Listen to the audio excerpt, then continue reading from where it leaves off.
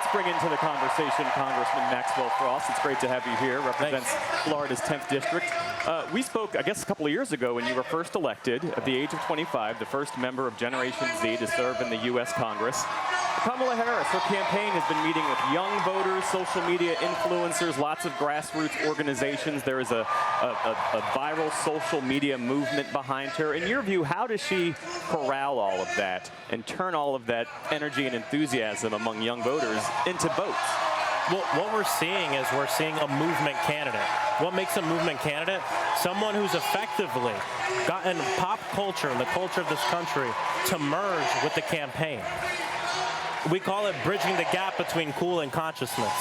You know, I think back to March for Our Lives back in 2018. I remember going to the first march in Orlando, seeing friends that I know hate politics. I wanted to ask them why they came, and they said, because my friends came, or because I felt like I needed to be here, or some artists I love told me to be here. It's almost beyond politics. It's human. It's culture. That's what Kamala Harris has tapped into. And when you tap into that, the potential is unlimited. Look at the most successful social movements, not just in this country, but in the world. There was that deep connection between culture and the movement, and that's what's happening with Kamala Harris. So now the question is, how do we take that excitement and translate it to votes? And not just votes, but in between the vote, action.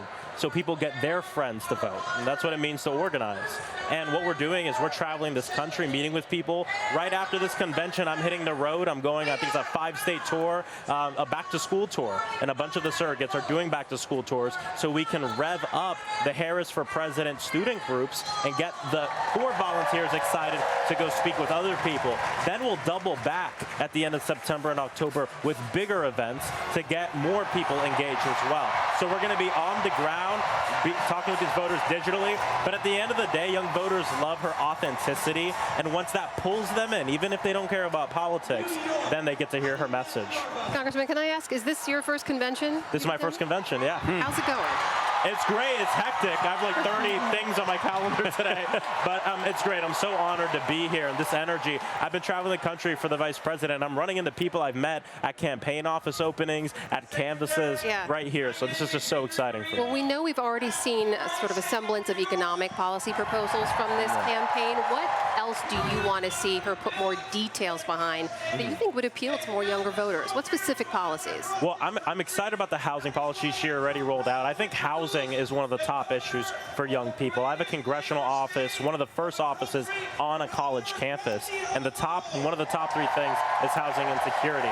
I'm excited to see the vice president talk a little bit more about the climate crisis and exactly how she wants to build off of this amazing record from the Biden-Harris administration, the most amount of resources and money dedicated to this crisis, not in the history of this country, but the history of the world. And that's a tough bar to go on top of, but she's going to do it because this is where the people are at. I always say the climate crisis isn't coming, it's here. I'm from the state of Florida. We experience it every day now with the extreme heat going on. These hurricanes that are lasting longer, killing more people. I have conservatives that are business owners along the coast who have contacted me and climate groups to say, I haven't been on board before, but now I am, because it's hurting the bottom line because of the rise in sea temperatures and what that means for businesses and small businesses. So I'm really excited about the future of this campaign, but the vice president is going to be building off of this amazing record that she has with the president. You have your roots in organizing, as you mentioned, as the former organizer for March for Our Lives. Give us a sense of the difference just in this past month in terms of the momentum, the energy, enthusiasm that you've seen with Kamala Harris atop the ticket. 2-3 days after the switch happened, I went to Las Vegas, Nevada for some events. I did some office openings. In my memo, it said we expected 100 people at office opening. The first one I showed up to had 450 people at it. I had to speak to 3 overflow rooms. Next, I'm going to a group of retirees doing postcards. It's supposed to be 20 people. It was 120 people. People were writing these postcards in their cars and outside. The excitement is here. But here's the real thing. I've been organizing on campaign since I was fresh 18.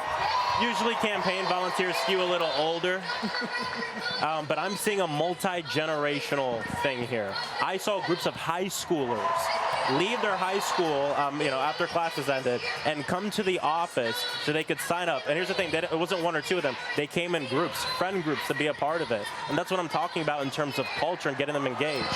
When we talk about the youth vote, we usually just talk about it in the context of this election. But if we activate young people the right way now, it's about this election, but it's also about the next 10, it's about the next 20. Older voters who don't vote, which isn't a huge pot of folks, it wasn't a thing that started recently for them. They haven't been voting their entire life. Now's the time to activate the voters of the future. And that's why this is so important. It's about this election, but it's about the next 10, 20, 30 years. Congressman Maxwell Frost from Florida, thank you so much for being here. Appreciate your time. Appreciate it. Thank you. Yeah, always great to speak with you. All right, that roll call is continuing.